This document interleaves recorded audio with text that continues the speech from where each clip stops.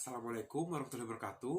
Dalam kesempatan kali ini saya akan menjelaskan tentang paragraf dalam bahasa Indonesia. Yang pertama, pengantar. Yang pertama, paragraf adalah bagian yang secara fisik sudah tampak dengan nyata karena adanya tanda menjorok ke dalam.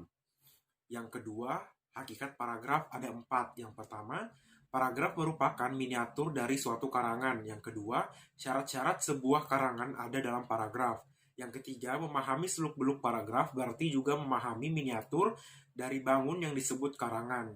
Yang keempat, terampil membangun paragraf berarti terampil pada membangun miniatur dalam ukuran yang lazim. Yang ketiga, ada pengertian paragraf. Pada dasarnya, paragraf merupakan seperangkat kalimat yang saling berhubungan yang secara bersama dipakai untuk menyatakan atau mengembangkan sebuah gagasan. Yang kedua, ada definisi dan ciri-ciri paragraf. Secara umum, paragraf adalah karangan yang terdiri dari sejumlah kalimat dengan pikiran utama sebagai pengendalinya dan pikiran penjelas sebagai pendukungnya. Ciri-ciri paragraf yaitu mengandung satu gagasan utama yang dijelaskan dengan beberapa pikiran penjelas yang betul-betul mendukung gagasan utama dan penjelas yang dikemas dalam kalimat yang lugas dan efektif, serta kalimat yang satu berkait serasi dengan kalimat yang lain dalam sebuah paragraf. Yang ketiga, ada gagasan utama dan kalimat topik. Gagasan utama merupakan pengendali dari bangunan paragraf itu.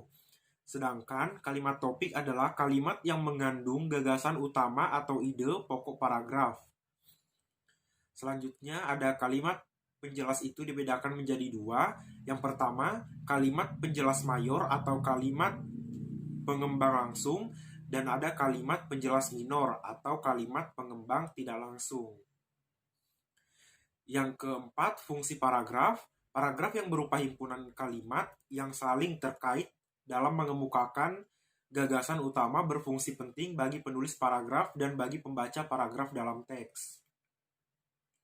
Selanjutnya ada fungsi paragraf. Yang pertama, fungsi paragraf bagi penulis yaitu memudahkan pengertian dan pemahaman dengan menceraikan satu tema dengan tema yang lain. Sedangkan fungsi paragraf bagi pembaca yaitu dengan memisahkan atau menegaskan perhentian secara wajar dan normal. Pembaca dapat dengan jelas memahami gagasan utama paragraf penulis. Yang kelima, syarat paragraf yaitu harus kohesi atau kesatuan, koherensi atau kepaduan, dan penggunaan metode pengembangan paragraf. Yang keenam, ada jenis paragraf. Yang pertama itu berdasarkan posis kalimat topik. Ada 5. Yang pertama, paragraf dedukatif. Yang kedua, paragraf indukatif. Yang ketiga, paragraf dedukatif-indukatif. Yang keempat, paragraf ineratif. Yang kelima, paragraf menyebar. Selanjutnya yang kedua ada yang disebut dengan berdasarkan gaya ekspresi atau cara pengungkapan. Itu ada 6, yaitu yang pertama paragraf narasi, paragraf deskripsi, paragraf eksposisi, paragraf argumentasi, dan paragraf persuasi.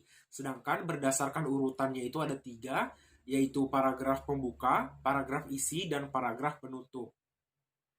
Selanjutnya yang ke-7 ada pengembangan paragraf, yaitu ada pengembangan alamiah, terus ada pengembangan deduksi-induksi, ada pengembangan analogi, pengembangan klasifikasi, ada pengembangan komparatif dan konstratif, ada pengembangan sebab akibat, dan ada yang disebut dengan pengembangan klimaks dan anti klimaks.